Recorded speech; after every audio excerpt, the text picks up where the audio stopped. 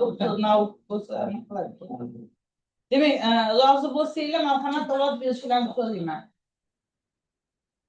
Qarshilar, betaraflar yo'q, bir ovozdan qabul qilindi. Endi keyingi masalamiz bu bugungi himoya. Demak, bugungi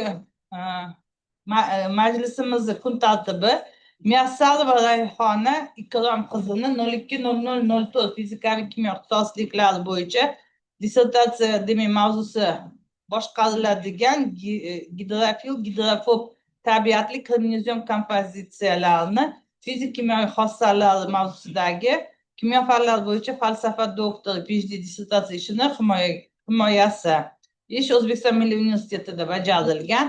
Ilmiy rahbar kimyo fanlari doktori professor Akbarov Hamdam Ikramovich, rasmiy opponentlar kimyo fanlari doktori professor Ro'zimurodov Olim Narbekovich hamda kimyo fanlari doktori katta ilmiy xodim Yo'ldoshev Sherzod Abdullayevich. Yetakchi tashkilot umumiy va anorgan kimyo instituti. Kun tartibi bo'yicha savol takliflar bormi? Tushunarli bo'lsa, unda ishni boshlashga ruxsat berasizlar.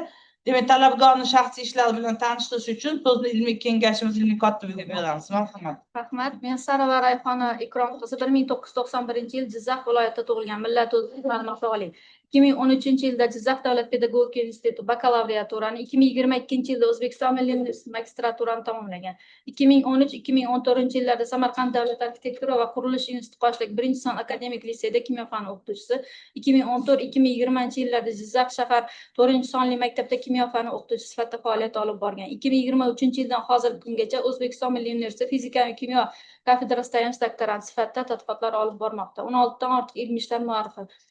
Oilali dissertatsiya mavzusi boshqariladigan gidrofil gidrofob tabiatli kromozom kompozitlarining fizik kimyoviy xossalari. Ilmiy rahbar professor Akbarov. Dissertatsiya O'zbekiston Milliy universiteti bajargan. Ilmiy faoliyat davomida ilmiy ishlar 6 ta maqola va respublika xalqaro konferensiyalarda 10 ta tezlar chop qilgan. Dissertatsiya ishining dastlabki muhokamasi 2025-yil 10-oktyabrda O'zbekiston Milliy universiteti fizika va kimyo kafedrasining 7-sonli majlisida muhokama qilingan. Yig'ilish bayonnomasi majlis raisi professor Kattayev tomonidan imzolangan, ilmiy ishlar va innovatsiyalar bo'yicha prorektor Ergash tomonidan tasdiqlangan. Taqdirchi dotsent Yarqulov. Yig'ilish Muyassarova Rayhonaning dissertatsiya ishini O'zbekiston Milliy universiteti huzuridagi ilmiy kengash qoshidagi ilmiy seminarda muhokama qilish uchun tavsiya qilgan. Dissertatsiya ishining muhokamasi O'zbekiston Milliy universiteti qoshidagi 020004 fizikaviy kimyo ixtisosligi bo'yicha ilmiy seminarda muhokama qilingan. Taqdirchilar professor Ro'zimurodov va Yo'ldoshev. Seminarda Muyassarova Rayhona Ikrom qizining dissertatsiya ishi O'zbekiston Milliy universiteti huzuridagi ilmiy kengashda himoya qilish uchun tavsiya etgan. Dissertatsiyaning muhokamasi davrida ko'rsatilgan kamchiliklar inobatga olingan va tuzatilgan. Himoya haqidagi e'lon 6-dekabr 2025-yil O'zbekiston Respublikasi Oliy attestatsiya komissiyasining veb-saytida, 9-dekabr 2025-yil O'zbekiston Milliy axborot agentligi veb-saytida, shuningdek 9-dekabr 2025-yil Ziyonet axborot tarmog'i portaliga joylashtirilgan. Yetakchi tashkilot sifatida dissertatsiya ishi va avtoreferati umumiy va anorganik kimyo instituti ilmiy seminarida muhokama qilingan. 2025-yil 17-dekabr 28-sonli bayonnoma. Ilmiy seminar raisi professor Adizov va taqdirchi professor Yakubov tomonidan berilgan taqdirda dissertatsiya ishi ijobiy baholanib, unda ishning dolzarbligi, ilmiy yangiligi, olingan natijalarning ilmiy asoslanganligi va amaliy ahamiyati ko'rsatilgan. Rahmat. Hatto savollar bormi? Tushunarli bo'lsa, unda so'zni talabgorga beramiz. Ma'ruza qilish uchun dissertatsiya ishi bo'yicha reglament 20 minutgacha. Marhamat. Assalomu alaykum, hurmatli ustozlar, ilmiy kengash a'zolari, hurmatli rais. Mening dissertatsiya ishimning mavzusi boshqariladigan gidrofil gidrofob tabiatli kromozom kompozitsiyalarining fizika kimyoviy xossalari. Hammamizga ma'lumki, bugungi kunda organik, noorganik polimer kompozitlari multifunksional innovatsion materiallar sifatida keng miqyosda qo'llanilmoqda.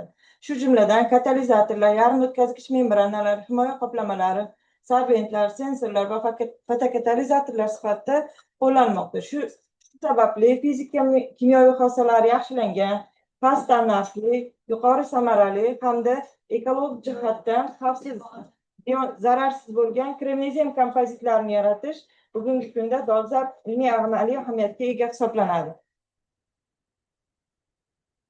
Tadqiqot ishimizning maqsadi boshqariladigan gidrofil, gidrofob tabiatli kremnezium kompozitsiyalarining fizik-kimyoviy xossalarini tahlil qilishdan iborat. Tadqiqotimizning maqsadidan biz vazifalarni belgilab olganmiz. Birinchisi, tetraetaksisillan va metil-trimetoksisillanlar asosida gidrofil va gidrofob xususiyatli kremnezium namunalarini sintez qilish, mahalliy ishlatilgan ikkilamchi sanoat katalizatoridan rux oksidining nanozarrachalarini sintez qilib olish, gidrofil, gidrofob xususiyatliga ega bo'lgan rux oksidi kremnezium kompozitsiyalarini sintez qilish, olingan namunalarni fizikaviy tadqiqot usullari yordamida tavsiflash, suv, benzol, azot va metilin ko'ki organik bo'yoqlariga nisbatan so'kcha xususiyatlarini aniqlash, ultrabinafsha ko'rinadigan va quyosh nurlari ta'sirida metilin ko'ki organik bo'yog'ining fotokatalitik destruksiyasini o'rganish va sintez qilingan gidrofil, gidrofob kremnezium va uning gibrid kompozitlarini real obyektlarda foydalanish imkoniyatlarini aniqlash. Tadqiqot ishimizni bajarishda quyidagi fizikaviy tadqiqot usullaridan foydalanganmiz. Tadqiqotimizni ilmiy yangiligi deb ilk bor keng harorat oralig'ida barqaror fizik-kimyoviy xususiyatlari yaxshilangan ma'lum bir gidrofil, gidrofob sirt yuzasi bilan rux oksidi kremnezium kompozitsiyalarini sintez qilish, prekursorlarning tabiatini o'zgartirish, sintez qilingan kompozitsiyalarning sirt morfologiyasini va g'ovaklar o'lchamini maqsadli qilish imkonini berishi hamda bu ularning sorpsiya sig'imi va fotokatalitik xossalariga bevosita ta'sir qilishini aniqlangan. Fotokatalitik faollikning kremniy matritsasi yuzasining gidrofoblanish darajasiga bog'liqligi turli xil nurlanishlar, masalan, ultrabinafsha, ko'rinuvchan va quyosh nurlari ta'sirida metilin ko'ki organik bo'yog'ining parchalanish jarayonlarini batafsil kinetik tahlil qilish bilan tasdiqlangan.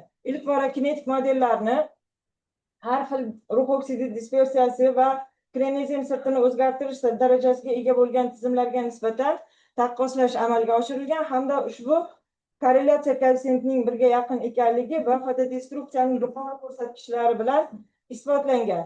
Torsiyaning termodinamik parametrlari aniqlangan. Bu birinchi marta bo'yoqning turli tabiatdagi kompozitlarning faol markazlari bilan o'zaro ta'sirining energiya samaradorligini asoslash imkonini bergan. Demak, tadqiqotimizning vazifalarida keltirib o'tganimizdek, birinchi o'rinda demak biz o'sha ma'lum bir gidrofil yoki gidrofob xususiyatga ega bo'lgan rux oksidi kremnezium kompozitsiyalarini sintez qilib olganmiz. Bunda biz birinchi navbatda kompozitimizning norganik komponenti hisoblangan rux oksidini ishlatilgan sanoat katalizatoridan kimyoviy qayta ishlash yo'li bilan ajratib olganmiz. Ishlatilgan sanoat katalizatori Farg'ona azot zavodida o'sha chiqindi sifatida chiqarilib tashlanadi va uni 98% element tarkibida ruhdan iborat bo'ladi. Biz o'sha sanoat chiqindisini olib qayta kimyoviy ishlov berish orqali, ya'ni maydalangan sanoat chiqindisini nitrat kislota bilan ishlov beramiz va rux nitrat holatiga o'tkazib, rux nitratni ammoniy karbonat bilan qayta ishlab, rux karbonatni cho'kma holatiga o'tkazib olamiz.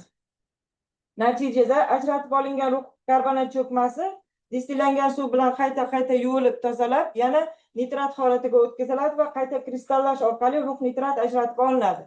Hamda ajratib olingan rux nitratdan gidrotermal usulda rux oksidi nanozarrachalari sintez qilib olinadi. Ajratib olingan rux oksidi nanozarrachalarini etil spirti va suvning 3:1 nisbatda aralashmasida suspenziya hosil qilinadi ultrazvukli hammomda. Bunga parallel ravishda o'sha gidrofil va gidrofob kremnezium namunalari zo'l-gel usulda sintez qilinadi. Bunda zo'l-gel jarayonida, jarayon ichida in situ usulda rux oksidini tayyor suspenziyasi zo'l-gel jarayoniga qo'shiladi hamda rux oksidi kremnezium kompozitsiyalari sintez qilib olinadi. Endi bu yerda gidrofil va gidrofob kompozitsiyalar deyilganda dastlabki tanlab olinayotgan prekursorimiz amaliy ahamiyatga ega bo'ladi. Ya'ni gidrofil kremnezium sintez qilishimiz uchun biz 4 ta gidrolizlanadigan gruppasi mavjud bo'lgan tetraetaksisillan tanlab olganmiz. Hamda gidrofob kremnezium sintez qilish uchun esa bitta gidrolizlanmaydigan metil gruppasi bo'lgan metil-trimetoksisillan tanlab olingan. Natijada tetraetaksisillanda 4 ta gruppa gidrolizga uchraydi hamda gidroksil gruppalariga almashinish hisobiga gidrofil namuna hosil bo'ladi.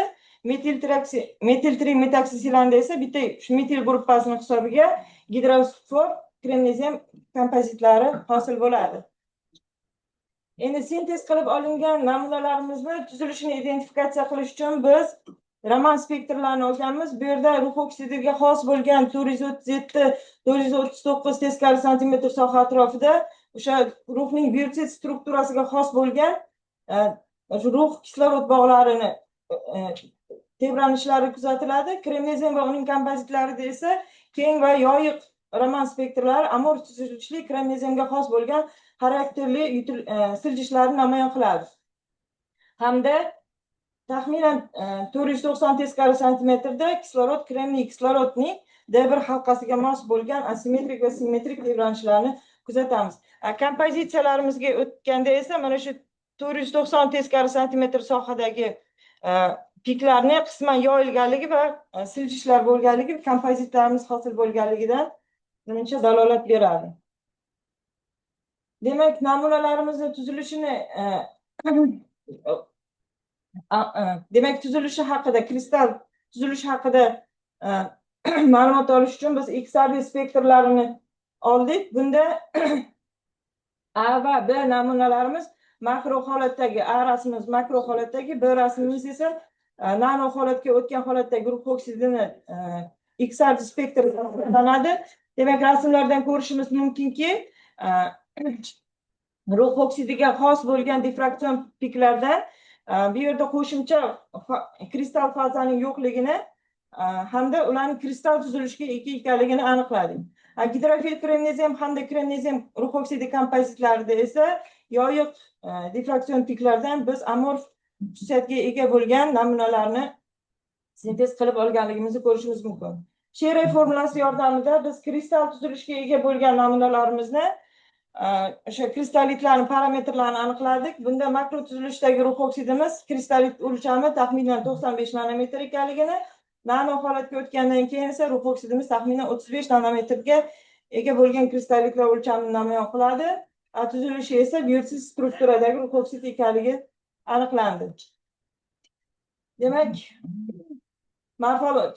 namunalarimizni morfologiyasini o'rganish uchun biz SEM analizi o'tkazganmiz. Bunda rux oksidini o'lcham xususiyatlarini aniqlash uchun biz TEM analizidan foydalanganmiz. Bunda taxminan 10-40 nanometr atrofidagi zarrachalardan tashkil topganligini ko'ramiz. Kompozitlarimizni esa gidrodinamik xususiyatlarini o'rganish uchun biz DLS usulidan foydalandik. Bunda taxminan 100 nanometrdan 200 nanometrgacha bo'lgan gidrodinamik zarrachalardan iborat ekanligini guvohi bo'ldik. Endi sintez qilib olingan namunalarimiz morfologiyasini o'rganish uchun biz SEM analizi o'tkazdik. Demak, dastlabki A va B rasmlar rux oksidi nano zarrachalariga tegishli bo'lib, bu yerda kam aglomeratsiyaga uchragan zarrachalarni ko'rish mumkin. B va G rasmlarda esa gidrofil kremneziumni fotosuratlari bunda yumaloq shaklga ega bo'lgan, kam agregatlangan aglomeratsiyaga uchragan zarrachalarni ko'rishimiz mumkin. D, Y hamda Y, J rasmlarimizda esa kompozitsiyalar, rux oksidi kremnezium kompozitsiyalarini tasviri berilgan. Bunda demak, bir tekis o'sha tarqalmagan strukturani ko'rishimiz, amorf strukturani ko'rishimiz mumkin. Bu bizga o'sha sorpsiya va fotokatalizda samarali ishlaydigan namunalar sintez qilganligimizdan dalolat beradi. Kompozitsiyalarimizni termik barqarorligini o'rganish maqsadida termogrammetrik analiz o'tkazilgan. Bu yerda A rasmda gidrofil rux oksidi kremnezium kompozitsiyasi, B rasmda esa rux oksidi gidrofob kremnezium kompozitsiyasi berilgan. Ikkalasida ham demak ikki bosqichli destruksiya jarayonlari amalga oshirilgan. Temperatura taxminan 400 gradusgacha birinchi bosqich, ya'ni dehidratatsiya bosqichi hisoblanadi. Bunda 16-78 hamda 5-14% massa yo'qotilishlari kuzatilgan. Bu asosan namunaning sirtiga yutilib qolgan gazlarni chiqib ketishi hamda gidroksil gruppalarning chiqib ketishi bilan izohlanadi. Ikkinchi bosqichimiz destruksiya bosqichi 800 gradusgacha o'sha jarayon sodir bo'ladi. Bu qolib ketgan funksional gruppalarni hamda qisman siloksan to'rining parchalanishini demak dalolat beradi. Demak, umumiy massa yo'qotilishi ikkala kompozitimizda ham 25% dan oshmagan. Gidrofob kompozitimiz gidrofil kompozitimizga qaraganda bir muncha termik yuqori termik barqarorlikni namoyon qilgan. Endi bizning ishimizning asosiy maqsadi bu namunalarning sorpsion xususiyatini o'rganish hisoblanadi. Biz sorpsiya markazlari o'sha sorbentimizni tashqi funksional gruppalar haqida ma'lumot olish uchun benzol va suv bug'lari adsorpsiyalaridan foydalandik. Bu yerda suv bug'i bo'yicha sorpsion ko'rsatkichlari keltirilgan. Eng yuqori ko'rsatkichini rux oksidi nanozarrachalari namoyon qiladi. Bu yerda buni biz rux oksidining yuqori gigroskopikligi bilan izohlaymiz. Qolgan namunalarimizda esa gidrofil namunalarimizda gidrofob namunalarimizga nisbatan birmuncha yuqori sorpsiya kuzatilgan. Bu o'sha gidrofil namunalarimizning sirt yuzasida gidroksil guruhlarning birmuncha ko'pligi bilan izohlanadi. Bundan tashqari biz demak aralashishning o'rtacha erkin energiyasini tarkibga bog'liqligi egralarini oldik hamda undan gips energiyalarining qiymatini topdik. Bu gips energiyasining manfiy qiymati sorpsiya jarayonlarining spontan, ya'ni o'z-o'zidan sodir bo'lishidan dalolat beradi. Bundan tashqari biz absorpsion o'sha demak kapillyar g'ovak tuzilishi bo'yicha parametrlarni ham oldik. O'rtacha radius, g'ovakliklar va solishtirma sirt yuzasi. Bu yerda eng yuqori ko'rsatkichni aytganimizdek rux oksidi nanozarrachalari namoyon qilyapti. Benzol bug'i bo'yicha ham xuddi shu tadqiqot ishi amalga oshirilgan. Bunda gidrofob namunalarimiz, gidrofil namunalarimizga nisbatan birmuncha yuqori sorpsiya ko'rsatkichi namoyon qiladi. Buni biz gidrofob namunalarimiz yuzasidagi o'sha gidrofob markazlarni borligi bilan izohlaymiz. Hamda manfiy qiymatdagi gips energiyalari ham o'sha sorpsiyaning o'z-o'zidan sodir bo'layotganligidan dalolat beradi. Endi biz o'sha tadqiqotlarimizni rux oksidini suyuq azot atmosferasidagi bilan davom ettirganmiz. Bu yerda rux oksidi, gidrofob kremnezium hamda rux oksidining gidrofob kremnezium bilan kompozitsiyalarning suyuq azot atmosferasidagi sorpsiya izotermalari keltirilgan.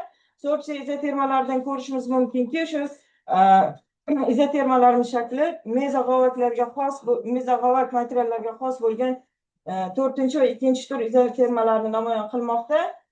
Biz bu yerda o'sha bet nazariyasi bo'yicha hisob-kitob ishlarini amalga oshirib, bet metodi bo'yicha demak o'sha konstantalarni, tashqi sirt maydonlarini aniqlab chiqamiz. Bu yerda eng yuqori ko'rsatkichni rux oksidi nanozarrachalari hamda gidrofil rux oksidi kremnezium kompozitsiyalari namoyon qilmoqda.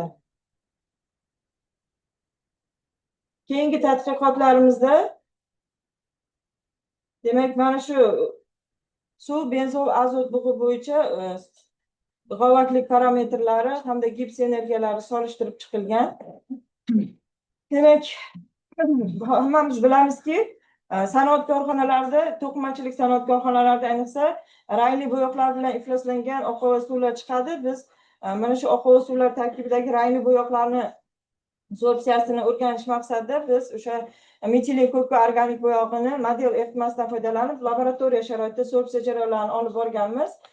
Bunda o'sha sorpsiya 10, 20, 30 milligram taqsim litr konsentratsiyalarda hamda 25, 35 va 45 gradus haroratlarda olib borilgan. Bu yerda demak ko'rishimiz mumkinki, barcha namunalarimizda konsentratsiya oshish bilan sorpsiya qiymati oshgan ma'lum darajada. Demak, kompozitsiyalarimizda ham tushish. Endi mana shu sorpsiya parametrlari aniqlangan metilin ko'ki bo'yicha bu yerda 20 milligram taqsim litr o'rtacha konsentratsiya tanlab olingan har xil temperaturalarda va maksimal sorpsiya sig'imi 45 gradusda 35 gradusda 16-29 maksimal sorpsiya sig'imi aniqlangan gidrofil kompozitimizda. Endi mana shu sorpsiya metilin ko'kining sorpsiya natijalari asosida biz Friendlik tenglamasi modeli asosida hisob-kitob ishlarini amalga oshirganmiz. Hamda Friendlik modeliga qisman o'sha sorpsiya modelini mos kelishi aniqlangan. Ya'ni qisman fizik, kimyoviy, sorpsiyaviy jarayonlar sodir bo'lishi aniqlangan. Endi metilin ko'ki sorpsiyasi bo'yicha sorpsiya natijalarini biz kinetik modellarga ham qo'yib demak kinetik modellarga ham qo'yib qayta ishlaganmiz hamda psevdo ikkinchi tartibli kinetik tenglamaga mos kelishi aniqlangan. Bu yerda psevdo 2 deyishimizga sabab fizikaviy sorpsiyadan tashqari qisman kimyoviy sorpsiyaning ham sodir bo'lishidan dalolat beradi. Vankov tenglamasi orqali biz mana shu sorpsiyaning termodinamik parametrlarini ham aniqlaganmiz. Bu yerda Gibbs energiyasining kichik manfiy qiymati jarayonning o'z-o'zidan sodir bo'layotganligi haqida hamda entalpiya va entropiyalarning musbat qiymatlari o'sha bu yerda yuqori tartibsizlik borligidan dalolat beradi. Endi ishimizning yana bitta asosiy qismi bu fotokatalitik xossalarni o'rganish hisoblanadi. Biz 3 xil nur ta'sirida, ya'ni quyosh, ultrabinafsha va ko'rinuvchan nur ta'sirida namunalarimizning fotodestruksiyasini o'rganganmiz. Bunda quyosh nuri ta'sirida kompozitlarimizda demak 60 minutda 97% gacha eng yuqori demak destruksiya darajasini namoyon qiladi. Demak, ko'rinuvchan nurlar ta'sirida bilamizki, rux oksidi ko'rinuvchan sohada yaxshi ishlamaydi, lekin biz kompozit holatiga o'tganimizdan keyin o'sha 120 minutdan parchalanish 90 minutga o'tganligini ko'rishimiz mumkin. Bu ultra binafsha nur ta'sirida demak rux oksidi juda ham faol ishlaydigan fotokatalizator hisoblanadi. Bu yerda 60 minutda 97% gacha parchalar 10 mg/litrli konsentratsiyali eritmani parchalaganligini ko'rganmiz hamda mana shu birinchi tartibli reaksiyaga mos kelishi aniqlangan. Bu yerda fotokataliz jarayonining qisman taxminiy reaksiya mexanizmi keltirilgan. Bu yerda dastlab o'sha nur tushgan paytda rux oksidi nanozarrachalarida demak rux oksidining valent sohasidagi elektronlar o'tkazuvchi sohaga o'tib elektron kovak mexanizmi hosil bo'ladi hamda ana shu elektron kovaklar suv molekulasiga hujum qilib O2- hamda OH radikallarning faol radikallarni hosil qilib mana shu radikallar asosida metilen ko'ka organik bo'yog'i parchalanadi degan taxminiy o'sha mexanizm hosil bo'ldi. Demak, xulosalarga keladigan bo'lsak, kremnezium va rux oksidi bilan turli xil termik tuzilishi morfologiyasi va termik barqarorlik jihatdan farq qiluvchi gidrofil va gidrofob modifikatsiyalar ishlab chiqarilgan. Metil-etaksisilanda faol selanol gruppalari hisobiga, metil-etaksisilanda esa metil gruppalari hisobiga yuqori termik barqarorlikka ega bo'lgan kremnezium namunalari sintez qilingan hamda unga kristallitlarning o'lchami taxminan 35 nanometrga teng bo'lgan rux oksidi nanozarrachalari kiritilish usullari taklif qilingan. Rux oksidi kremnezium kompozitsiyalarining Raman spektrlari tahlili natijasida gidrofoblangandan so'ng silanol guruhlari yo'qolgan hamda 1060-1020 teskari santimetr sohada tebranish chastotalarida kremniy kislorod kremniy bog'larning hosil bo'lgani va ularning termik bog'lanish energiyasi 120 kilojul taqsim molgacha, Gibbs energiyasi 500 gradus esa -62 kilojul taqsim molgacha ekanligi aniqlanib, bu ularning fotokataliz va sorbentlar sensorlar qoplamalar sifatida qo'llanish imkoniyatlari mavjudligini isbotlandi. Rux oksidi nanozarrachalari uchun suv bug'ining maksimal sorpsiya qobiliyati 4,3 mol taqsim kilogramm. Tetraetaksiyadan olinganda kompozitlarda esa o'sha organik fazani o'z ichiga olgan holda gidrofillikni saqlab 1,31 mol taqsim kilogrammni tashkil qiladi, yutadi. Gidrofob kompozitsiyalar esa benzolning yuqori sorpsiya qobiliyatini ko'rsatdi. Bu 0,186 mol taqsim kilogrammgacha bu gidrofil analoglardan deyarli 3 barobar yuqoriligi hamda ularning organik molekulalar uchun selektivligi isbotlandi. Barcha sorbentlarda metilen ko'ka adsorpsiyasi jarayonida korrelyatsiya koeffitsiyenti 1 ga yaqin bo'lganligidan psevdo birinchi tartibli kinetik model yordamida ifodalanuvchi kimyoviy sorpsiya mexanizmi kuzatildi. Rux oksidi gidrofil kremnezium uchun maksimal sorpsiya qobiliyati 2188 milligrammni tashkil etishi va Frentox modeldagi N qiymatlari 0,71 dan 81 gacha teng ekanligidan sirtning heterogenligi aniqlandi.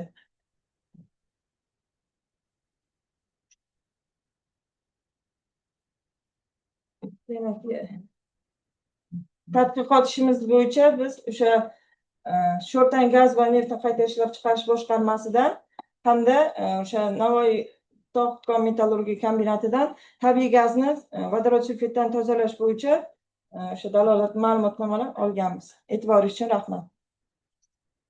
Mavzu tugadi. Marhamat, savollar bo'lsa berishingiz mumkin. Salom alaykum. 9-chi slaydni oching.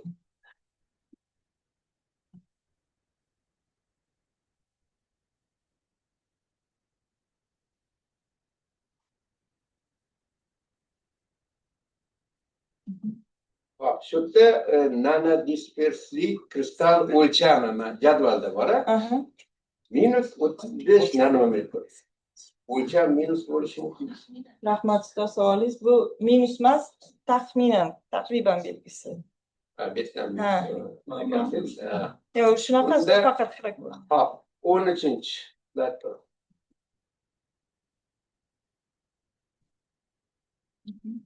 Hop, mana erkin energiya, gips energiyasi yozilgan. Erkin energiya nima, gips energiyasi nima, farqi nima? Rahmat ustoz savolingiz. Bu aralashishning o'rtacha erkin energiyasi hisoblanadi. Aralashishning o'rtacha erkin energiyasi uni tarkibga bog'liqligi tuzilgan. Mana shu tarkibga bog'liqligidan biz to'g'ri chiziq o'tkazib gips energiyasini qiymatini olganmiz. Gips energiyasi hisoblanadi.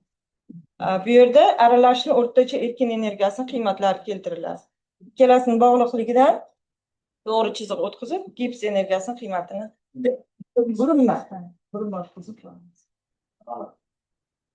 Marhamat, yana kimda savollar bor?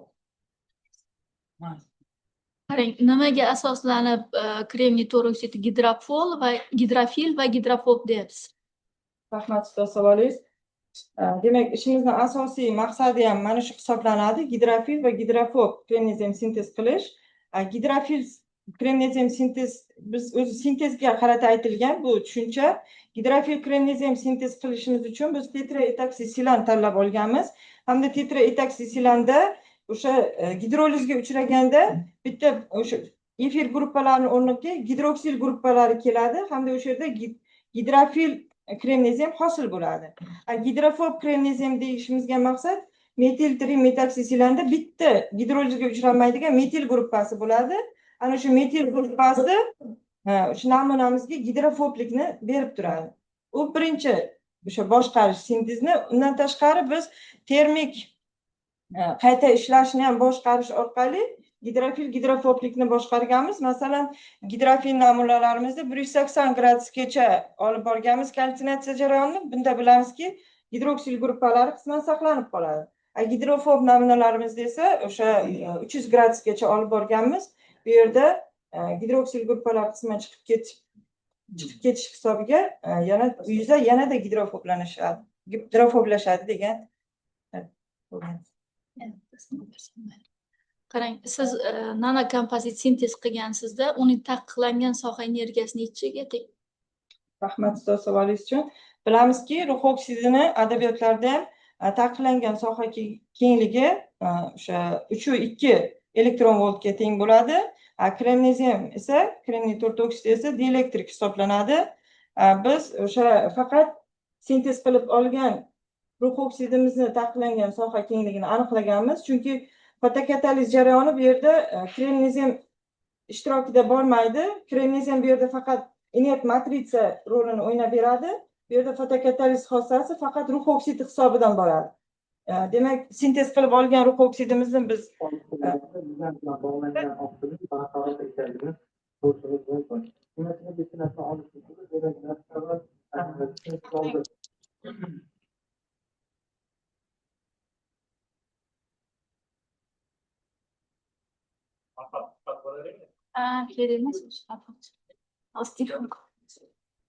demak, rux oksidini taqiqlangan soha kengligini aniqlaganimizda 325 ga taxminan teng ekanligi, elektron voltga teng ekanligi aniqlandi.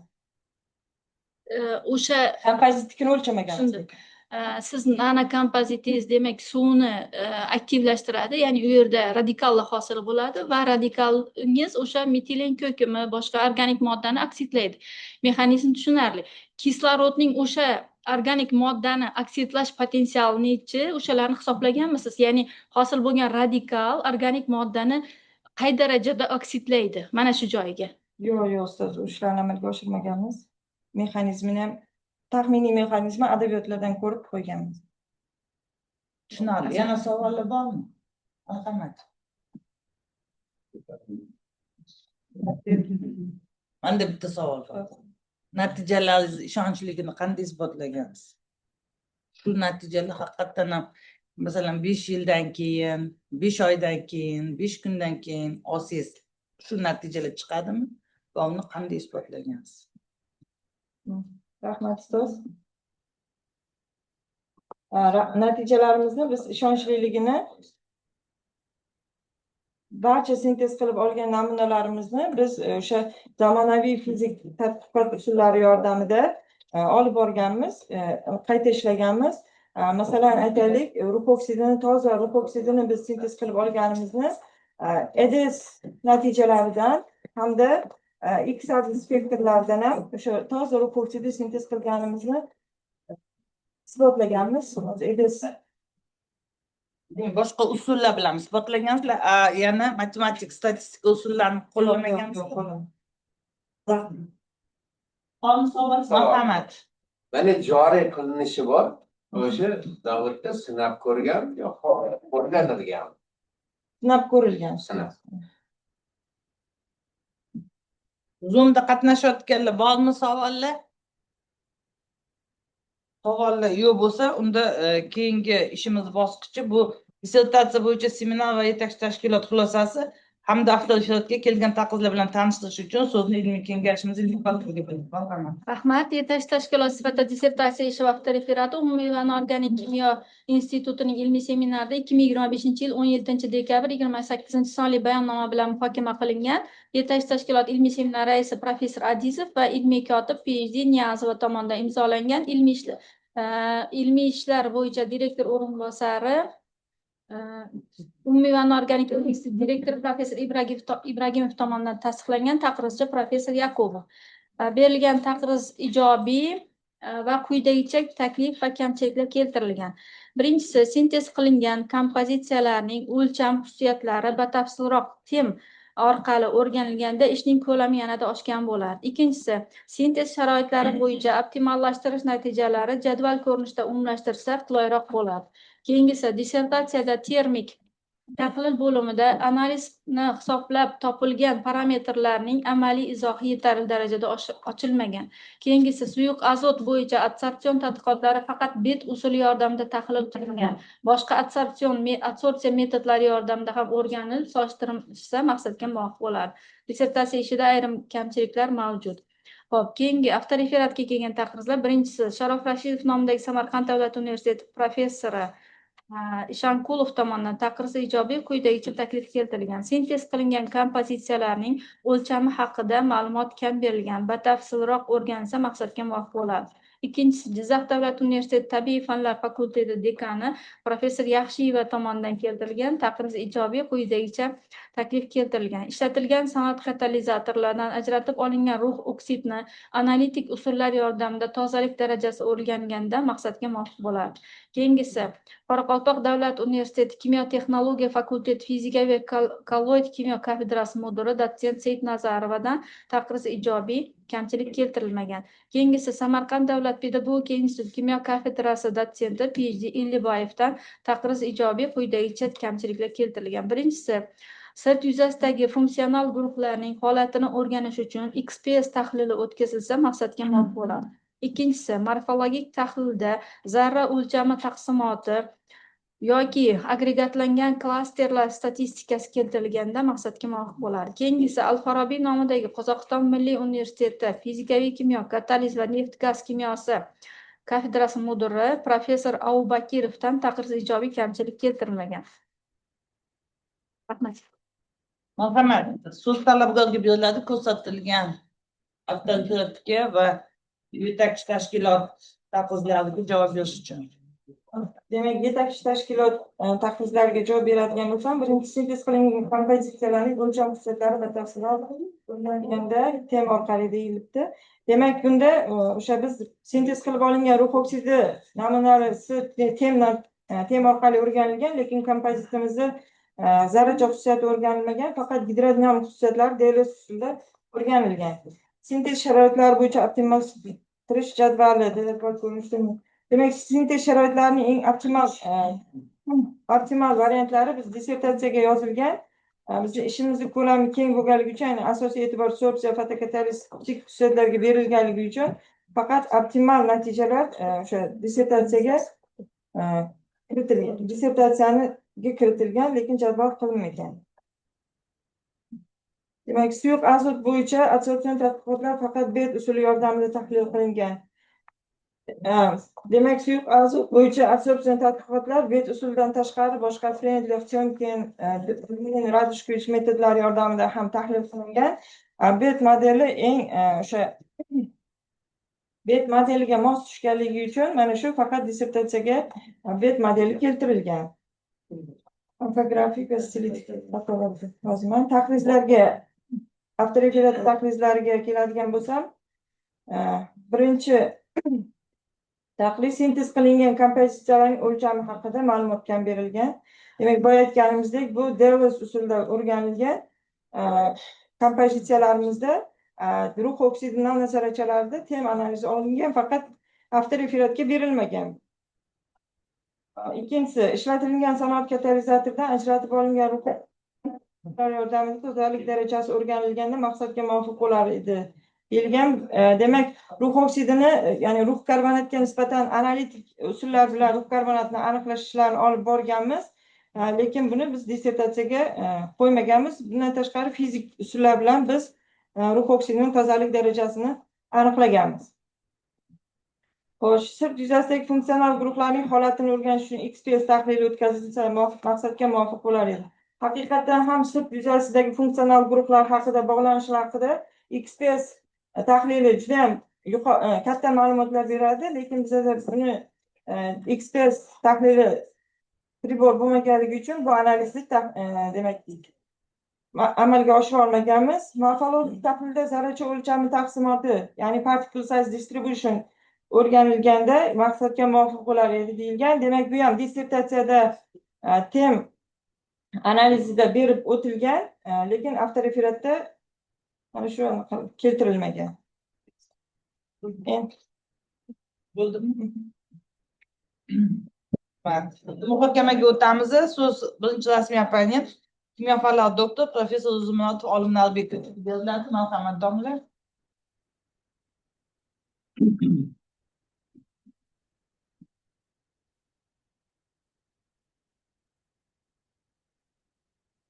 Assalomu alaykum, hurmatli ustozlar, kasblar, ilmiy kengash a'zolari, mehmonlar.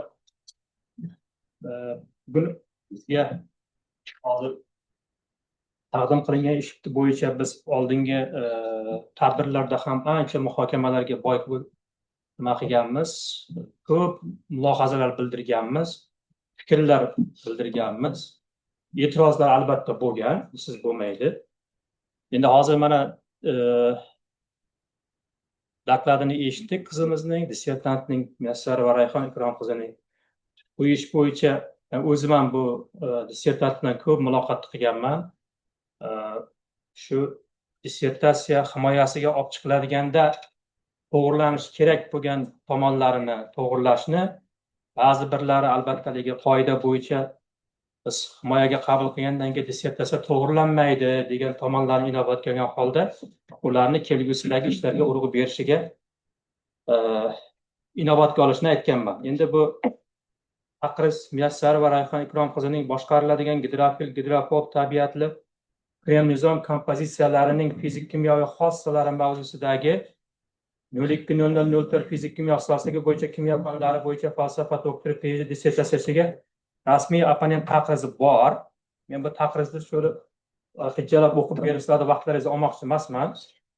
O'zimda ikki og'iz fikrimni beraman va tavsiyalarimni ko'rsatib o'tmoqchiman. Ko'p ishlar qilingan, silikagel bo'yicha, kremniy dioksid,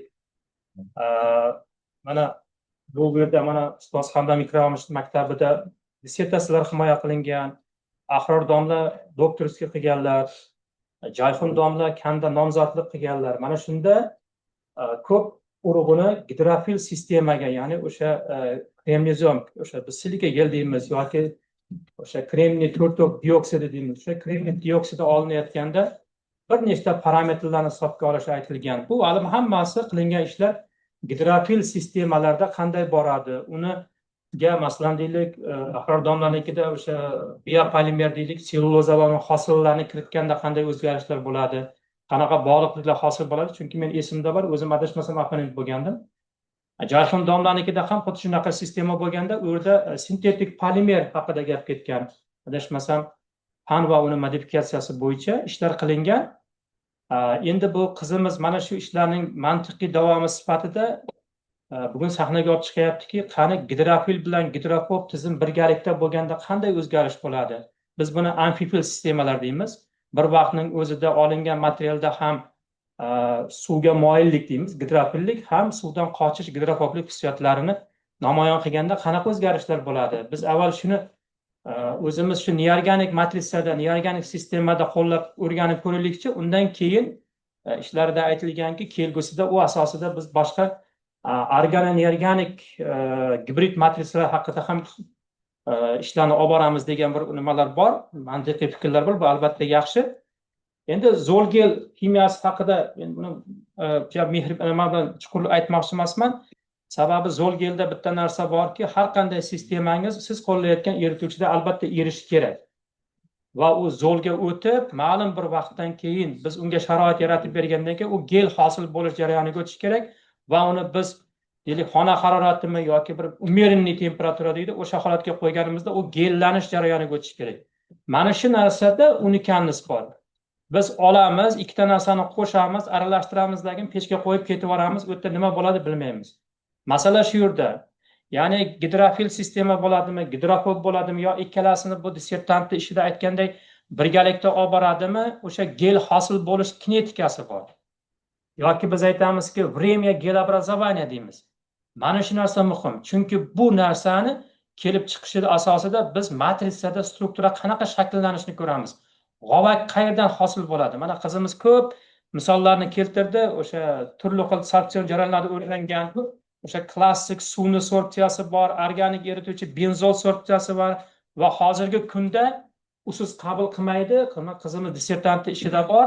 Bu o'sha BT uravneniyasi, azot adsorpsiyasi asosida. Sababi azot adsorpsiyasi bu o'sha mikro g'ovaklargacha yetib boradi, biz unga u haqida ma'lumot beradi. U ishlar qilingan.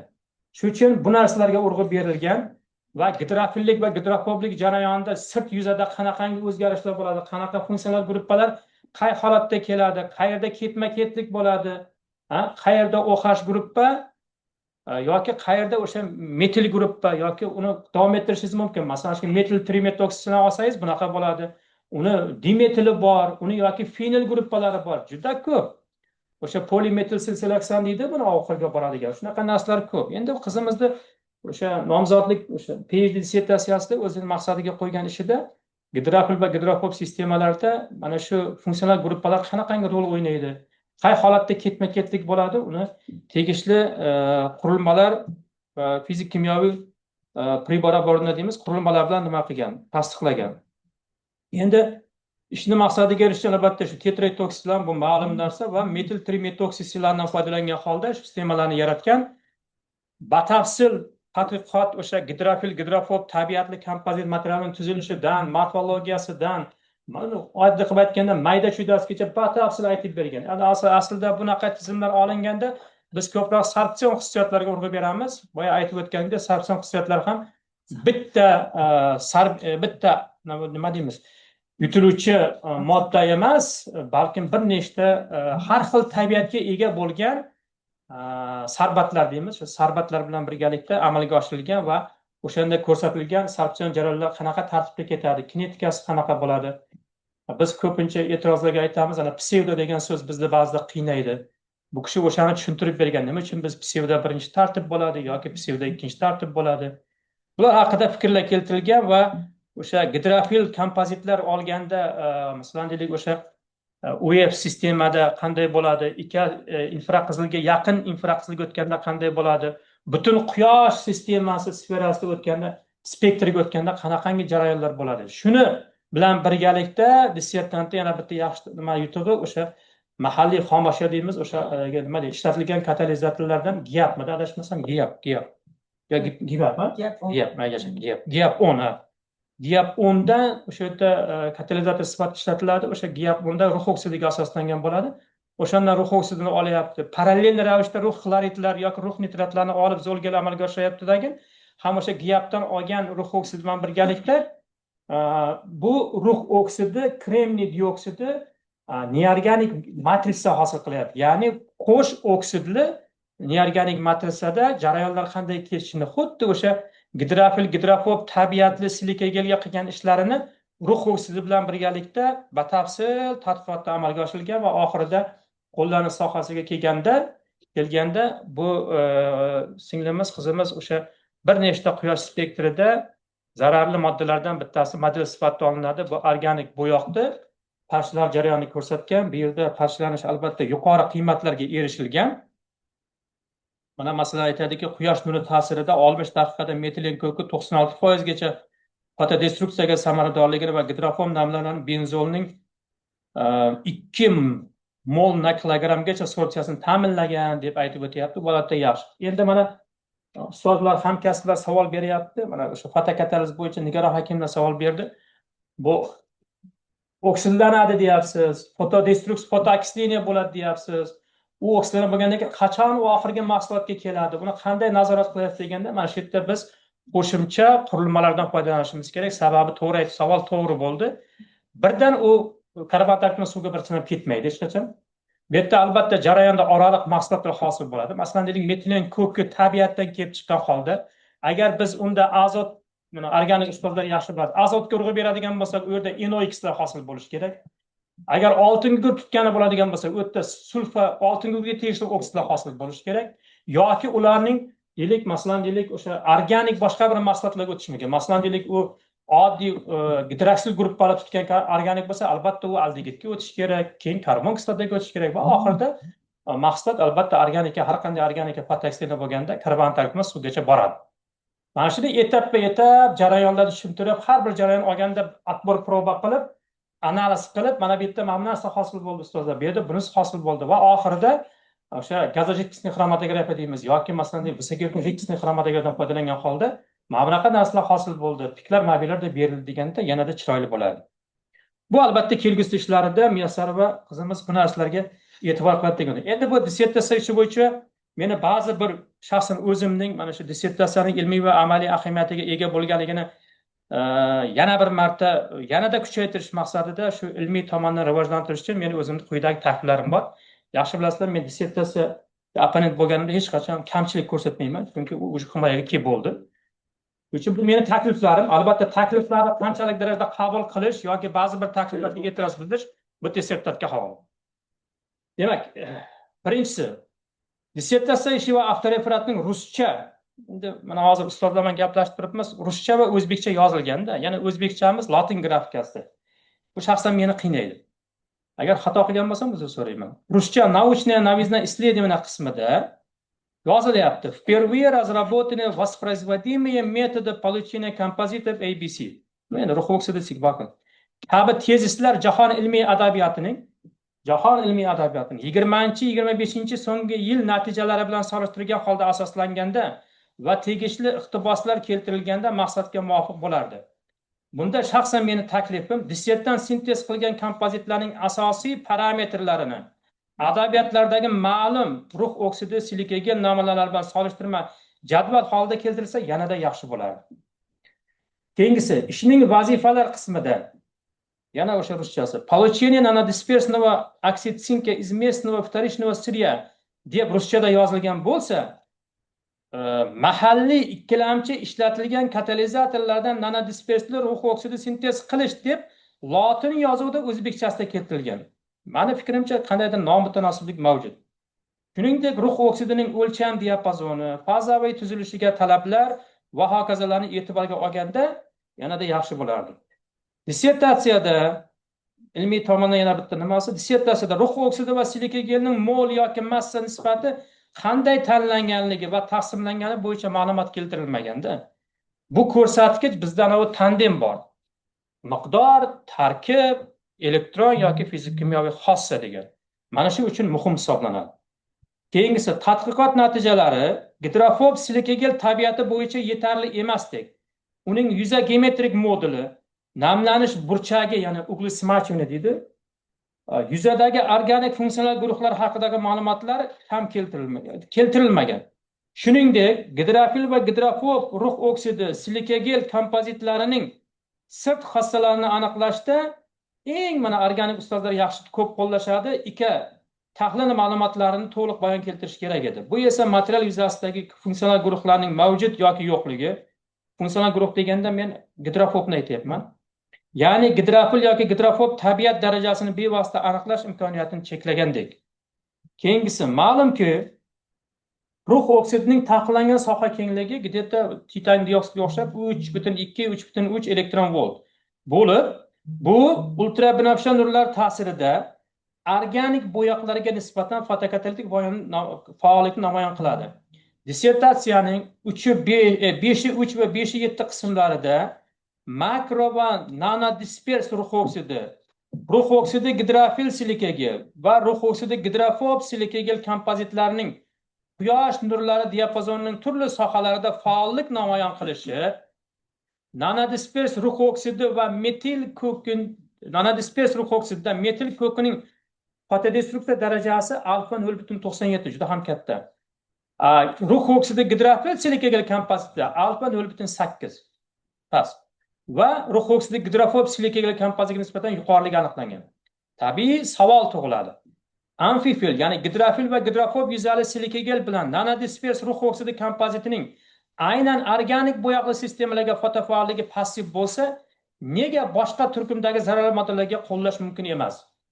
To'g'ri, u bitta sistemaga past ko'rsatsa, demak u nanodispers rux oksidiga nisbatan past ekan degan xulosaga kelish kerak emas. Chunki u organik bo'yoqni tabiatiga ham bog'liqda. Shuning uchun men bu qizimizga aytdimki, finollarda qo'llash kerak edi. Mana nima deydi? Mana bu to'qimachilik korxonalari, to'qimachilik kombinatlari ko'p ishlatadigan TX100 degani bor. Bu ham fenolatlardan iborat. Hammasi suvga chiqib ketadi, zararli modda. Bularda qo'llaganda maqsadga muvofiq bo'lar edi. Yuqorida qayd etilgan ma'lumotlarga asoslanib, Muyassar va Rayhona Ikrom qizi tomonidan bajarilgan boshqariladigan gidrofil gidrofob tabiatli kremnizom kompozitsiyalarning fizik-kimyoviy xossalari mavzusidagi dissertatsiya ishi tugallangan ish bo'lib, O'zbekiston Respublikasi Oliy ta'lim fan va innovatsiya vazirligi huzuridagi Oliy assotsiatsiya komissiyasining falsafa doktori PhD dissertatsiyaga qo'yilgan talablarga dolzarbligi, maqsadi, ilmiy jihatdan ahamiyati bo'yicha javob beradi deb o'ylayman. Hamda talabgor 02.0003 fizik-kimyo ixtisosligi bo'yicha kimyo fanlari bo'yicha PhD ilmiy darajani olishga loyiq deb hisoblayman. Xotima sifatida bitta narsa aytmoqchiman, ruxsat bersangiz. Dissertant qizimiz tug'ilgan makonda haqida O'zbekiston xalq shoirasi Zulfiya Mo'minovaning bitta yaxshi aytgan gapi bor ustozlar. Shu ustoz shoir bu makonda agar degan maktab o'quvchilari 2 baho olsa, Forishning qir adirlarida mol boqib yurgan cho'ponlar xijolat tortadi degan. Shuning uchun bu qizimiz faqat 5 ga o'qigan. Qizimizga omad tilayman. Rahmat. Marhamat, so'z talabgorga beriladi ko'rsatilgan kamchiliklarga javob berish uchun. Rahmat so'z. Vaqtingizni ayirmasdan men shu dissertatsiyamni ko'rib o'z fikrlaringizni aytganingiz uchun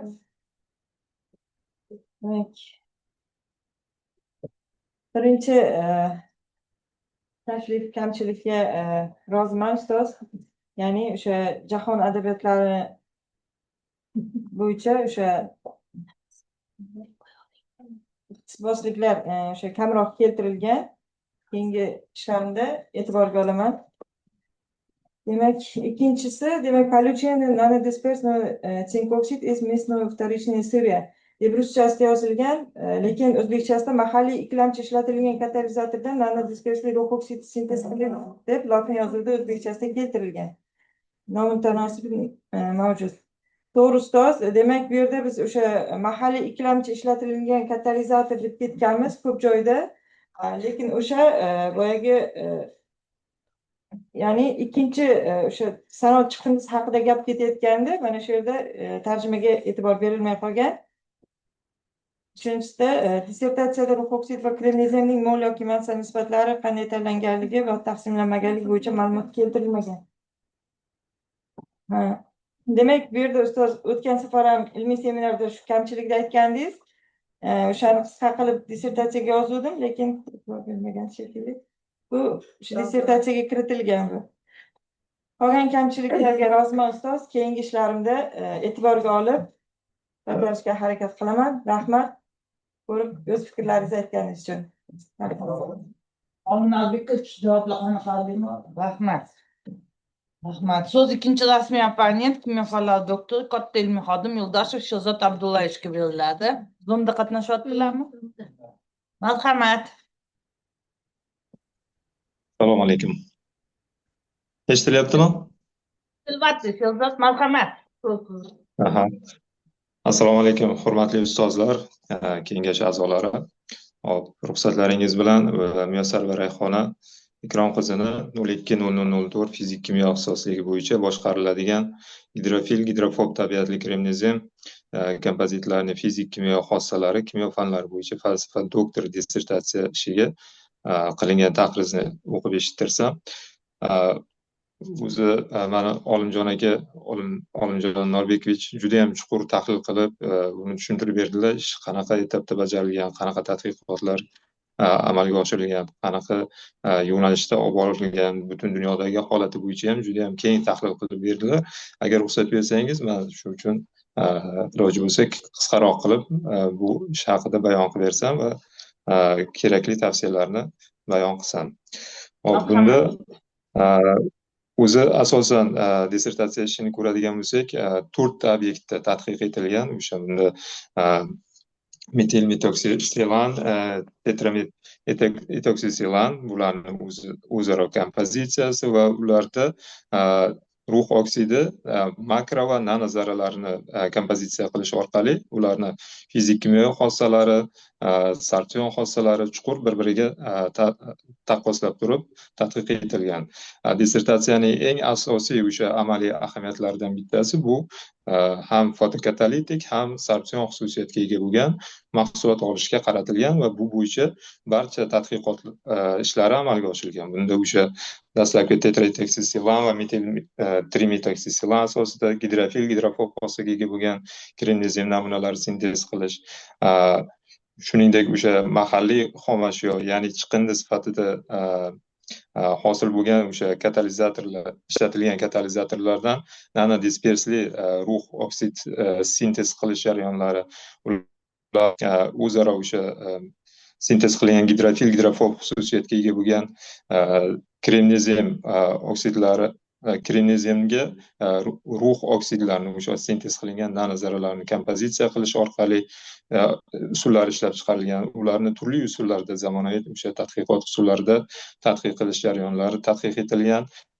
Ularda o'sha sorpsiya xossalarida, demak bunda suv, benzol muhitida, azot muhitlarida sorpsion xususiyati, shuningdek metilin ko'kini model sifatida olib, unga nisbatan sorpsiya va fotokatalitik xususiyatlari turli sharoitlarda, ya'ni o'sha UV nurlari, ko'rinadigan nurlar, quyosh nurlari ta'sirida qanaqa o'zgarishi juda ham keng tadqiq etilgan va olingan namunalarda o'sha amfifil kremnezem va uni gibrid kompozitlarni real obyektlarda foydalanish imkoniyatlari ham ko'rsatilgan. Umuman ishda oladigan bo'lsak, katta hajmdagi ish va juda ham ko'p ilmiy va amaliy ahamiyatga ega bo'lgan yo'nalishlari ko'p. Bunda bir vaqtni o'zida ham sorpsion, ham fotokatalitik xususiyatga, yuqori sorpsion va fotokatalitik xususiyatga ega bo'lgan mahsulot olishga erishilgan. Umumiy ish hajmini ko'radigan bo'lsak, demak o'sha publikatsiyalar bo'yicha ham amaliyotga joriy etilish bo'yicha ham amaliyotga joriy etishda ikkita respublikaning eng katta o'sha kompaniyalari, ya'ni Shurtan neft va gaz qazib chiqish boshqarmasida Navoiykon metallurgiya kombinati aksionerlik jamiyati korxonasi tomonidan o'sha olingan natijalar amaliyotga joriy etilgan. Umumiy dissertatsiya o'sha klassik usulda shakllantirilgan. Bunda kirish, 5 ta bob, xulosalar, foydalangan adabiyotlar ro'yxati, ilovalardan iborat. Dissertatsiya umumiy hajmi o'sha 123 betdan iborat deb keltirilgan. Hop, umumiy agar biza bu bo'yicha bir qancha tavsiyalarim bor edi, shuni men bildirsam, demak bunda o'sha oldingi ishlarda ko'rganimizda ham bu bo'yicha maslahatlar bo'lgandi, ko'p savol-javoblar bo'lgandi. Birinchisi o'sha sintez jarayoni bo'yicha. Sintez jarayonida 3-bobda to'g'ridan-to'g'ri bitta metodika berib turib, bu metodika orqali o'sha gidrofil va gidrofob xossaga ega bo'lgan namuna sintez qilish jarayonlari faqat bitta metodikada keltirilgan. Bunda jarayonni o'zgarishi, ularning xossalariga qanaqa ta'sir qilishi yoki o'sha pH ko'rsatkichi, reaksiya davomiyligi, turli omillar, harorat, erituvchi muhiti va boshqa ta'sirlarni agar qo'shib turib o'rganiladigan bo'lsa, bu maqsadga muvofiq bo'lardi. Xuddi shuningdek, ruh nanozarralarni sintez qilish jarayoni ham faqatgina bitta sharoitda keltirilgan. Bunda o'sha chiqindini, demak, ruh nitratni pH 9-10 bo'lgan sharoitda ammiak yordamida cho'ktirib nanozarralar hosil qilishi aytilgan. Lekin bu nanozarralarni hosil qilish, ularni tutib turish va stabilligi bo'yicha bironta ma'lumot yo'q. Agar bu bo'yicha qanaqadir ilmiy tadqiqot natijalari keltirilgan bo'lsa, juda ham yaxshi bo'lardi, chunki nanozarralarni sintez qilish, uni nanaga o'tkazish holatlari ancha murakkab hisoblanadi va bunda keyingi ishlarda ham xuddi shu kompozitsiya asosida mahsulotni xossasi, fizik, kimyoviy, sarson xossalari qanaqa o'zgarish keltirilgan, shuning uchun bu jihatga ham alohida bir e'tibor berilganda maqsadga muvofiq bo'lardi. Keyingisi, demak,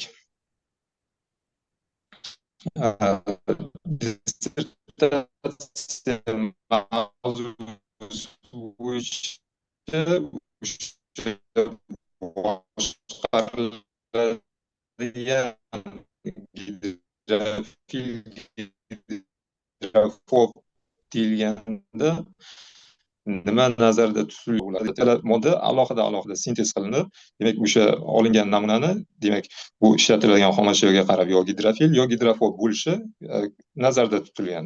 Lekin boshqariladigan degan tushunchani biz tushunish mumkinki, o'sha bitta mahsulot olindi, qaysidir sharoitga qarab turib, qaysidir parametrlarni o'zgartirib turib, uni yo gidrofil yoki gidrofob xossaga o'zgartirish mumkinligini tushunish mumkinda. Agar shu bo'yicha qanaqadir izoh berilsa, menimcha maqsadga muvofiq bo'lardi. Keyingisi, o'sha dissertatsiya ishlarining natijalarini amaliyotga joriy etish bo'yicha o'sha ikkita katta korxonada, demak, metan tarkibidagi, tabiiy gaz tarkibidagi o'sha vodorod sulfitlarini yuqori darajada sorsiya qilish jarayoni keltirilgan. Bunda o'sha yuqori darajada tozalash imkoniyatini bergan bundan absorbentlar. Lekin o'sha javob alohida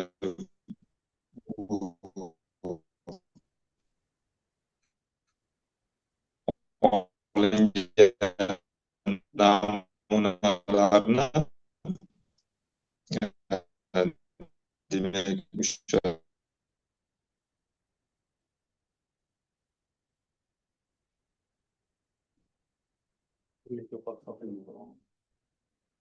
ishlab ketadi.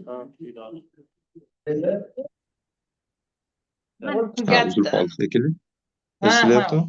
Bu keyingi savolda termik xossalar bo'yicha, termik xossalarda gidrofil kremnezemda 31,86, gidrofobda 5,59% massa yo'qotilishi, uni ruh bilan kompozitsiyasida esa 24,56 gidrofilda, gidrofobda 14,23. Bu uchinchi bosqichda qanaqa jarayonlar bo'layotganligi haqida bironta ma'lumot yo'q yoki izohlanmagan. Bunda o'sha asosan bu massa yo'qotilishi organik birikmalar yoki organik tarkib hisobiga bo'lishi kerak edi, lekin bunda shunchalik darajada katta farq qilishi nima uchunligi asoslansa yaxshiroq maqsadga muvofiq bo'lardi. Keyingisi, demak, o'sha 5-bo'limda kompozitsiya tarkibidagi namunalarning metilin ko'kiga nisbatan fotokatalitik faolligi yaxshi o'rganilgan. Ushbu xususiyat aynan o'sha ruh oksidi hisobiga, nanozarralar hisobiga bo'lishi bayon etilgan, lekin bunda o'sha nanozarralarni qanaqa darajada ta'sir qiladi haqiqatdan makro bilan nanoga yoki o'rtada nanozarraning o'zgarishi bilan bu fotokatalitik xususiyati qanaqa o'zgaradi, nanozarrani ahamiyati bormi yo'qmi, shu narsalar kengroq qilib ko'rsatilsa yaxshiroq bo'lardi. Bunda yana bundan tashqari o'sha metilin ko'ki destruksiya darajasi, tezligi kabi ko'rsatkichlar ta'siri bo'yicha ma'lumotlar topish qiyinroq. Bu bo'yicha ham qanaqadir ma'lumotlar keltirilsa yaxshiroq bo'lardi. Oxirgi savol, demak, bunda o'sha dissertatsiyada ba'zi bir o'sha rasmiylashtirishda keltirilgan xatoliklar bor. Endi ularni keyinchalik manimcha to'g'rilab aniq qilsa bo'linadi, keyin e'tibor berib qo'yish kerak bo'ladi. Bunda misol uchun dissertatsiyani umumiy hajmi manimcha 120 betdan oshmasligi kerak edi. Bunda 123 bet bo'lib ketgan, paragraflarning nomi qo'yilmagan. Asosiysi o'sha dissertatsiya переплет qilinganda oxirida ilovalar bo'limida dalolatnomalar, tegishli dalolatnomalar, hujjatlar kiritilmagan. Balki menga berilgan namunada shunaqa bo'lgandir, qolib ketgandir. Lekin hozir prezentatsiyada ham ko'rdik, u kishi dalolatnomalar keltirilgan. Umumiy bu keltirilgan kamchiliklar hammasi tavsiyaviy xarakterga ega, ish katta hajmda, chiroyli bajarilgan, mantiqiy bajarilgan, ketma-ketlikda chuqur tahlil etilgan, zamonaviy usullarda analiz qilingan. Shuning uchun bu olingan natijalar to'g'ri talqin etilib, hech qanaqa bu kimyoviy reaksiyalar, fizik kimyoviy tadqiqot natijalari asosli muhokama qilingan va yetarlicha xulosalar chiqarilgan. Yuqoridagilarni inobatga olib, demak, Muyassarova Rayhona Ikrom qizini 020004 fizik kimyo ixtisosligi kimyo fanlari bo'yicha falsafa doktori ilmiy darajasini olish uchun loyiq deb hisoblayman. Rahmat. Rahmat Shehzod. Marhamat, so'z talabgorga beriladi. Ko'rsatilgan kamchiliklarga javob. Rahmat ustoz. Mana shu dissertatsiyani ko'rib, vaqtingiz emasdan o'z fikrlaringiz, tavsiyalaringiz berganingiz uchun qisqaroq javob berishga harakat qilaman. O'sha dissertatsiyaning maqsad vazifalarida o'sha sintezlar haqida gap ketgan bu yerda. Mana shu sintezlarni biz o'sha adabiyotlardan o'rgangan holda tahlil qilib, o'sha eng ma'qul variantlarni, optimal variantlarini dissertatsiyaga kiritganmiz. O'sha biz asosiy e'tiborni o'sha dissertatsiya ishimizda fizik kimyoviy xossalarga urg'u berganmiz ko'proq, ya'ni fotokatalitik, hisobchan xossalarga. Shuning uchun sintezga har bir o'sha ta'sir qiluvchi omillarni bittalab solishtirib yorib keta olmaganmiz va o'sha eng optimal variantini dissertatsiyaga keltirib o'tganmiz. Endi rux oksidini nanozarrachalarni sintez qilish jarayoni haqida ham o'sha tushunarsiz deyilgan. Bu yerda o'sha gidrotermal sintez haqida gap ketgan. To'g'ridan to'g'ri termik ishlov berilganda deyilyapti. Bu yerda to'g'ridan to'g'ri ishlov berilmagan. Bu yerda o'sha gidrotermal sintez haqida gap ketgan. Rux oksidi nanozarrachalari rux nitratdan gidrotermal usulda o'sha sintez qilib olingan. Endi tayyor kompozitsiyalarda gidrofil, gidrofob tabiati qanday boshqarish mumkinligi izohlanmagan deyilyapti. Bu yerda shu tayyor kompozitsiyalarda gidrofil, gidrofoblikni boshqarish haqida gap ketmagan. Gidrofil, gidrofoblikni boshqarish bu sintez jarayonlari uchun tegishli bo'lgan ibora hisoblanadi. Kompozitsiya sintez qilib bo'lingandan keyin u gidrofil, gidrofoblik o'sha boshqarilmaydi. Faqat o'sha gidrofil, gidrofob obyektlarga nisbatan qo'llaniladi. Endi termik barqarorlik haqida gap ketganda juda katta farq deyilyapti. Bu yerda gidrofob kremniziumda 559% deyilgan. Bu bitta bosqich uchun o'sha keltirib o'tibsiz ustoz. Bu yerda boshqalarida ikkita bosqich umumiy yig'ib aytilgan. Bu yerda gidrofob kremniziumda 559 u bitta bosqich uchun edi. Shu yerda anglashilmovchilik bo'libdi. Unaqa katta farq kuzatilmagan. Gidrofob kremniziumda birmuncha yuqori termik barqarorlikni namoyon qilgan, boya aytganimdek, metil guruhlari hisobiga. Xo'sh, qolgan kamchiliklarga roziman. O'sha rasmiylashtirish bo'yicha ham shu sizga berilgan dissertatsiyada boyagi o'sha ma'lumotnomalar haqiqatdan qo'yilmaganida, keyingi anaqalarda orqasiga qo'yib tikib qo'yganman. Rahmat ustoz. Shehzod Abdullayevich, javoblar qoniqarlimi? Qoniqarli. Rahmat. Endi munozaraga o'tamiz. Dissertatsiya ishi bo'yicha kim so'zga chiqmoqchi bo'lsa, marhamat.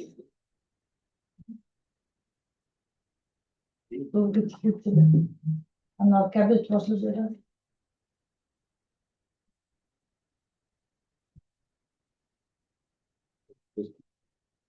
bo'yicha muhim ahamiyatga ega bo'lgan nazariy hamda amaliy ahamiyatga ega bo'lgan bir shuni eshitdik.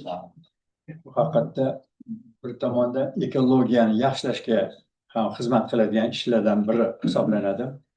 Chunki bundan tashqari bo'yoq moddalarini parchalash va ularni yutish o'zi ham ya'ni oqova suvlarni tozalashga juda katta xizmat qiladigan modda biz.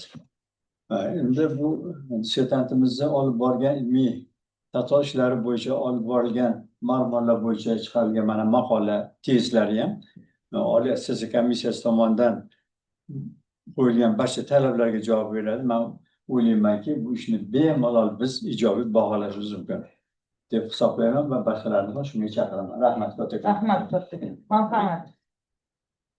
Professor Janov.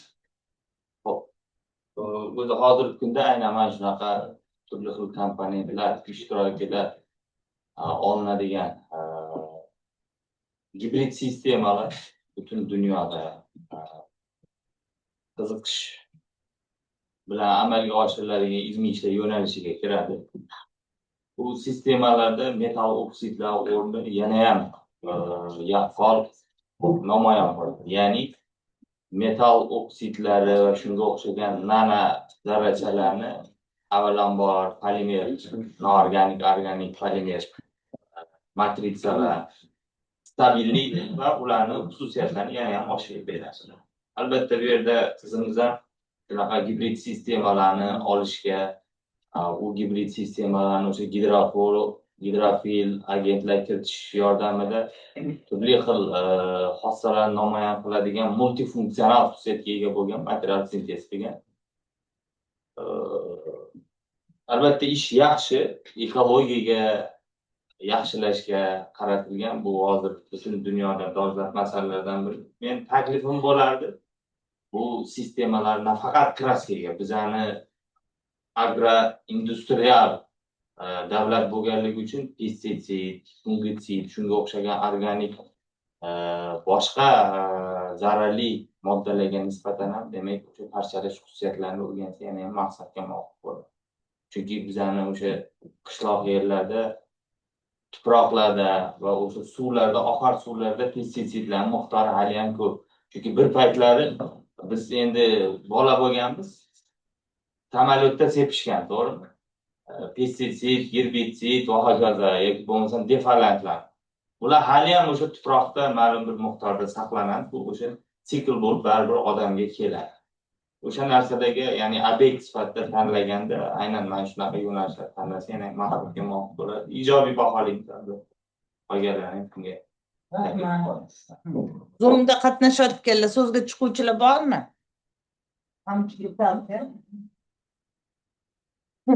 Haqiqatan zamonaviy talabga mos ish bajarilgan. Buni demak hozir mana opponentlar ham, hozir so'zga chiqqanlar ham ko'rsatib berishdi. Men o'ylayman hozirgi hamma ko'rsatilgan tavsiyalar hammasi inobatga olsangiz, bu ishlarni davom ettirib o'sha real obyektlarga qo'llasangiz, o'sha pestitsidlar, gerbitsidlarga menimcha rosa chiroyli keyingi safar doktorlik dissertatsiya ishini eshitamiz.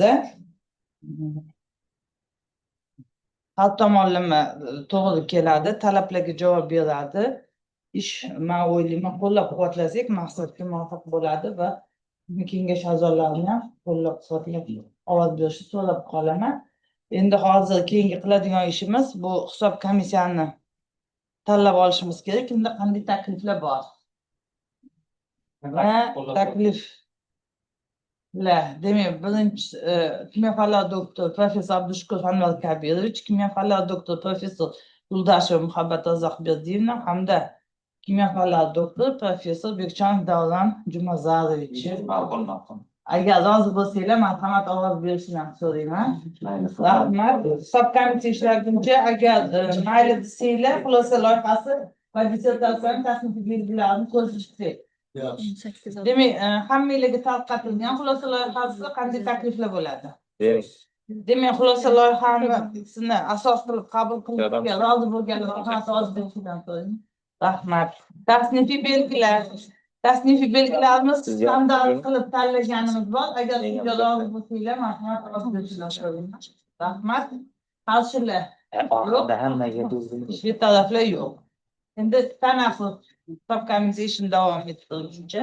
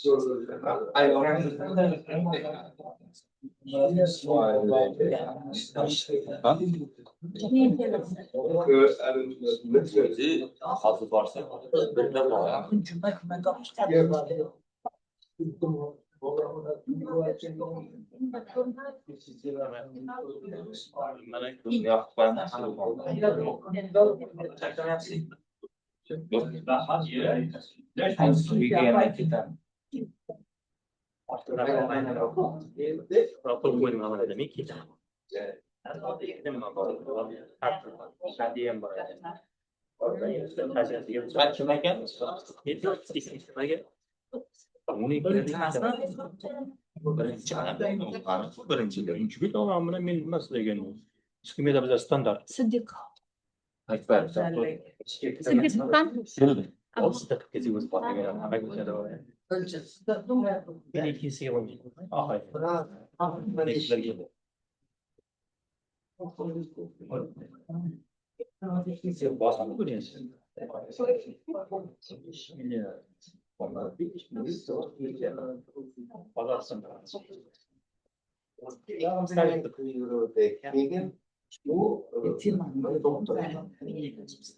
Yerda ketamiz. Bu taxtdan kimlar ag'darilmagan deb. Zo'rg'a majburlavdi. Man sizlarga gap qilamiz. Kremniy o'tiribsizmi? Kremniy. O'zim mana siyrak yer metal g'alabasi degansiz. To'g'rimi? Siyrak yer metal deyapsizlar, mana yaxshi deb qo'yibsiz. Metal oksid, remniy anaqa.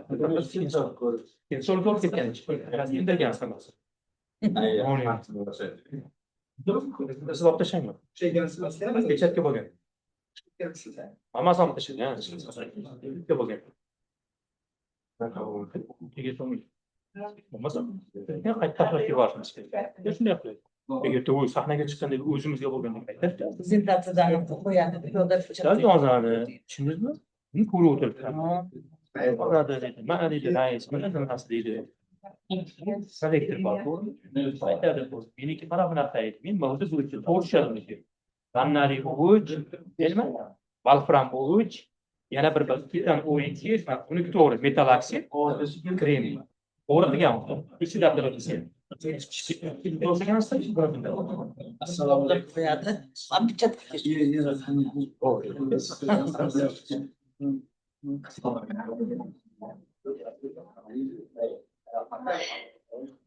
Sen mavzuni anaqa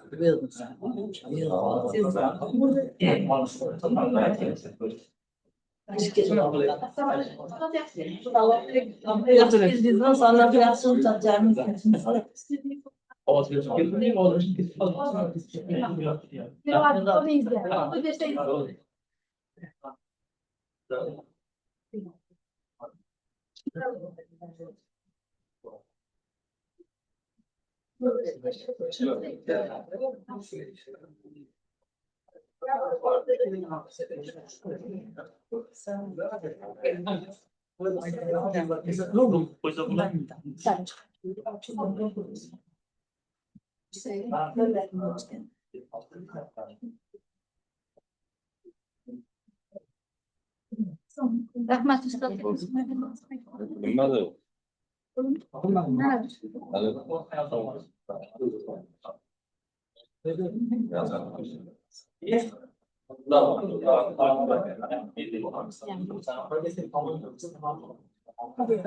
Poshsha.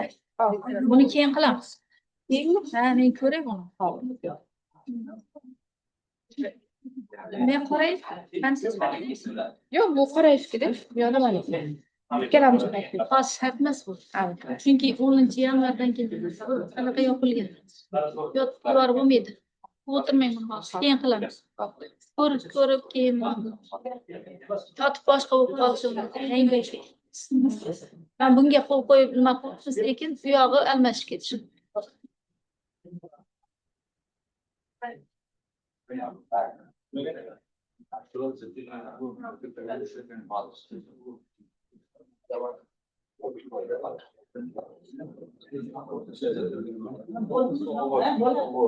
Bo'ldimi, o'tiringlar hamma yo'q.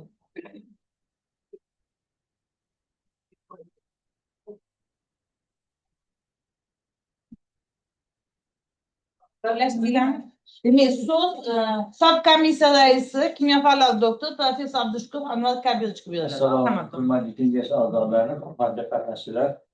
Mana hozir komissiya a'zolari, professorlar Abdushukur Anvar Kabirovich, professor Yo'ldasheva, professor Bekjonovlar qatnashdi va bunda demak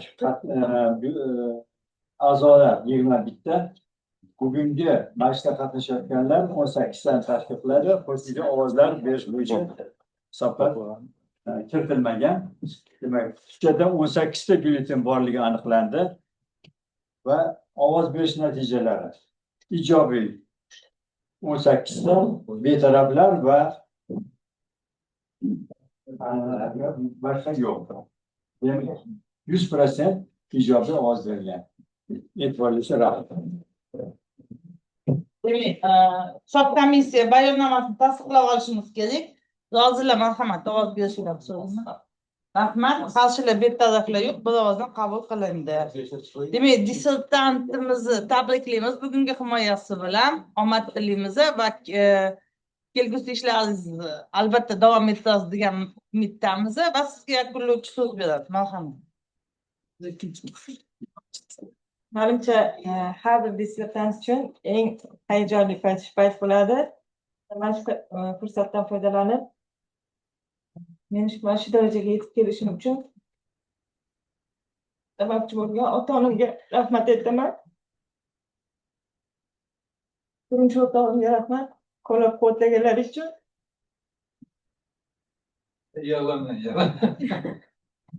Barcha ustozlarimga boshim yerga tekkuncha ta'zim qilaman. Rahmat kattakon.